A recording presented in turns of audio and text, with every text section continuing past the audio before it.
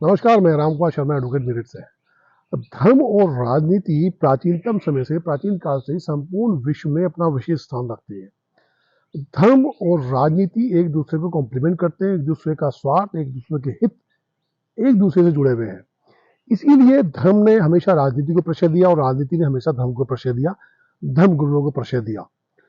दोनों ने मिलकर समाज का कभी भला करा हो या समाज के दबे कुचले मासूम लोगों की जवान बनकर सामने आए हों, ऐसा दिखाई नहीं देता अगर इतिहास में जाके देखा जाए। संपूर्ण विश्व की लगभग एक सी पृष्ठभूमि है, लगभग एक सी ही कार्यप्रणाली रही है।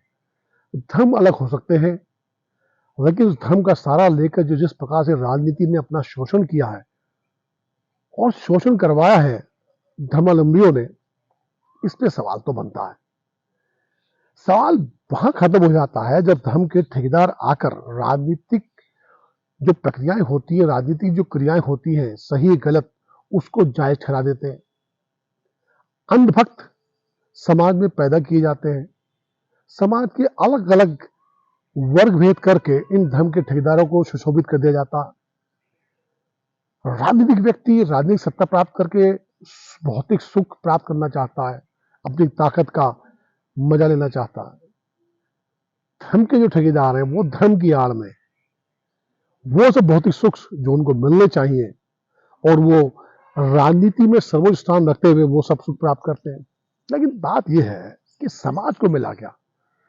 धर्म और राजनीति ने मिलकर जितनी हत्याएं की हैं और जितने धर्म युद्ध हुए हैं, जितने राजनीतिक धर्म युद्ध हुए हैं, इतने आदमी कभी विश्व युद्ध में नहीं मारे गए जितने धर्म ने मार दिए। मिला क्या?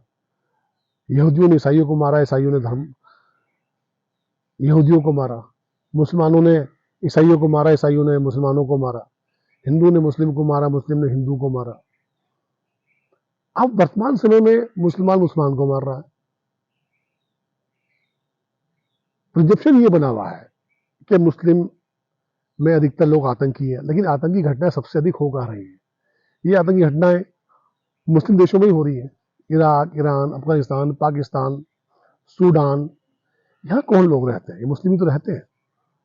बांग्लादेश क्यों अलग हुआ? हिंदुस्तान के दो टुकड़े हुए थे तो बांग्लादेश का वजूद नहीं था।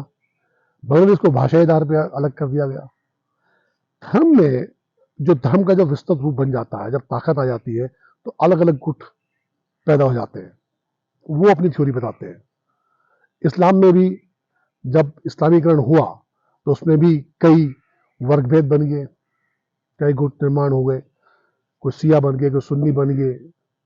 इसी प्रकार से मुजाहिद, अहमदिया, ये सब बन गए।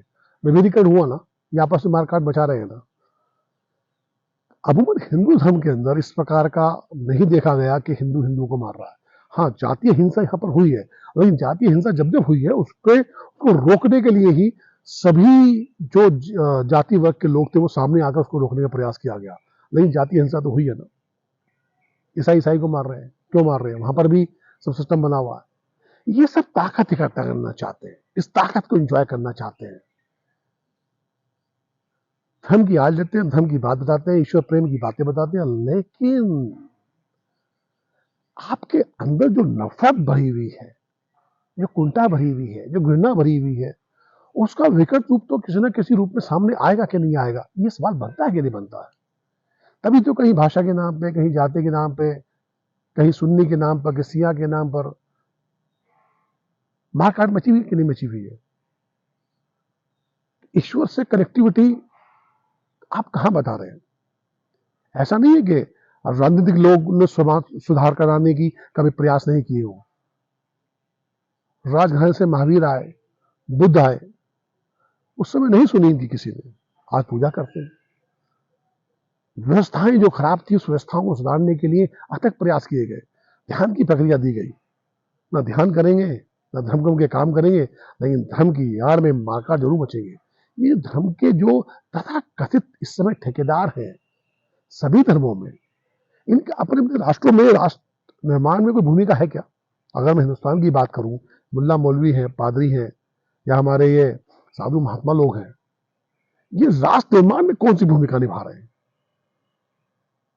इनके मठों से, इनके आश्रमों से, इनकी मस्जिदों से कितने ऐसे आदमी निकले जिन्होंने राष्ट्र में महत्वपूर्ण भूमिका निभाई हो, सिवाय कट्टरता देने के, सिवाय नफरत पैदा करने के। ऐसा नहीं कि सभी एक से हैं, बहुत लोग बहुत अच्छे हैं तो धर्म की बात करते हैं, लेकिन अधिकतर लोग ऐसे हैं जो देश पे ही बोझ बने हुए हैं। मतों की आप आय देखिए, मस्जिदों की आप आय देखिए, गिरजाघरों की आय देखिए, इनको फ्री का पैसा मिलता है कि नहीं मिलता, उसका पूरा एंजॉय करते हैं।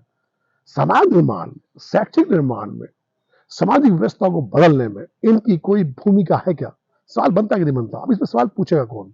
जो पूछेगा वो फंसेगा, और जो सवाल करेगा उसका इलाज भी होना निश्चित है। आप कहेंगे कि वकील साहब आप क्यों पूछ रहे हैं? वकील इसलिए पूछ रहे हैं, पढ़ते इसलिए पूछ रहे हैं। अगर नहीं पढ़ते, नहीं शास्त्रों का अध्ययन करते तो कुछ नहीं पूछते, कोई सवाल नहीं बनता। मैंने सभी धर्मग्रंथ लगभग पढ़ चुका हूँ, पुराण, कुरान, बाइबल, वेद, रामायण सब पढ़ चुका हूँ मैं।